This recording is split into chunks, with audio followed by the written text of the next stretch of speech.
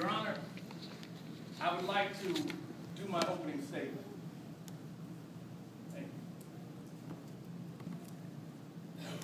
Ladies and gentlemen, what you have before you today is a set of unusual but factual circumstances in the case of my client, Jesus the Christ. The man on trial here is unlike any other natural man. We, the defense, will present evidence unlike anything you've ever heard. The facts will astound you. The very evidence of Jesus alone is unprecedented.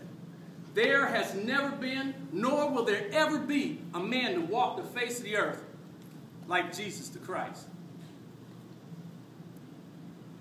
Don't be misguided by the information that the prosecution will try to present. It's false, misleading, and simply not true. The man, Jesus, he's humble, has not broken a single crime, has not broken a single law. But the prosecution will try to present that he's a radical and a revolutionary and has come to disrupt the religious and political status quo. We, the defense, will present evidence that is the truth, the whole truth, for God is our help. This man on trial. The prosecution, they say that he is full of trouble. Well, when we're done, we will present evidence that will leave you with no doubt that this man is Lord and Savior of the world. Ladies and gentlemen, I have but one thing to ask. That you try not this case in your minds, but in your hearts and in your souls.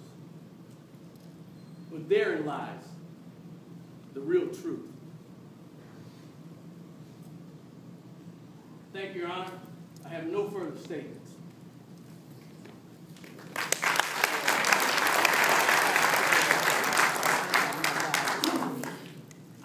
Good morning, Your Honor.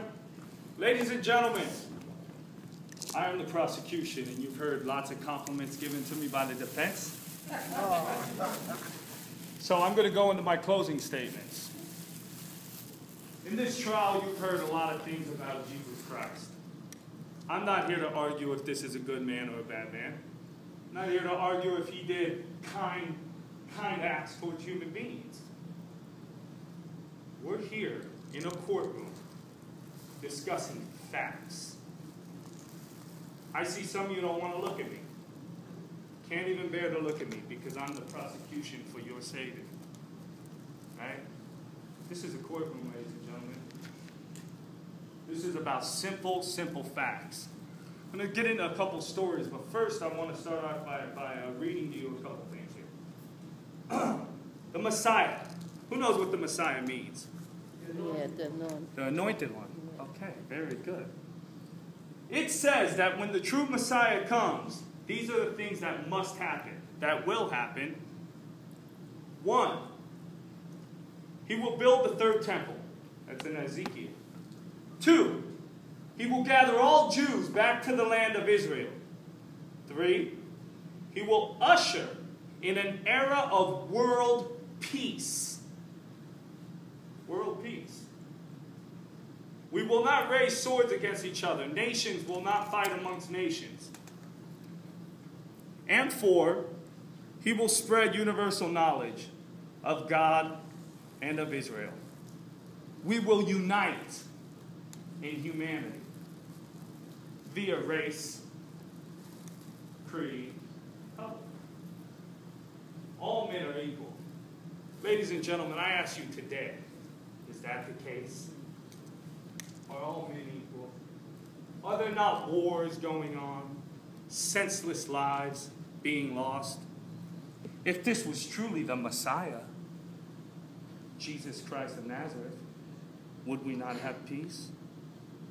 I'm going to tell you 3 stories. Bear with me. And I am not comparing these people to Jesus. They're just stories. Who in this room believes they're good people? They believe in love, faith. They believe. Raise your hand if you believe. If you believe that you will do good in life. If you believe in positivity of man and that good things could become. If you all believe that. Okay, good. Yeah. So here's 3 stories. One, if you've heard it, just bear with me. One is about a sick lion.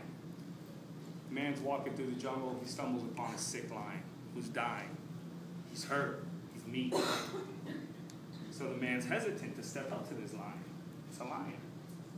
But he decides, because he's a man of faith, he decides he's going to help this lion, which he does.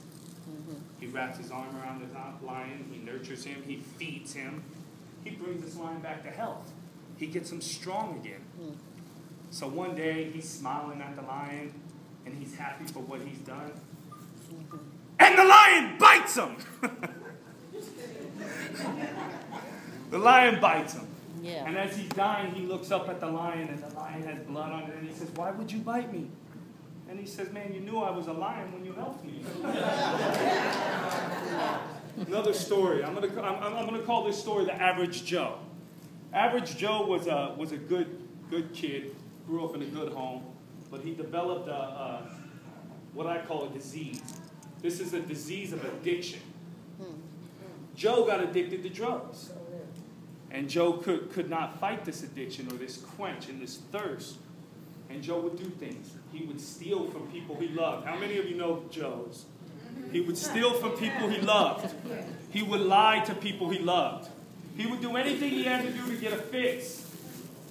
Right? But guess what? Joe's mother, she put up with it over and over again because she loved her child. How many of you would put up with senseless things for your child because you love your child? That's the second story. The third story is going to be quick. It's about this young man who grew up oppressed by Western culture, oppressed by financial strain on his countrymen, and not being able to believe in what he believed.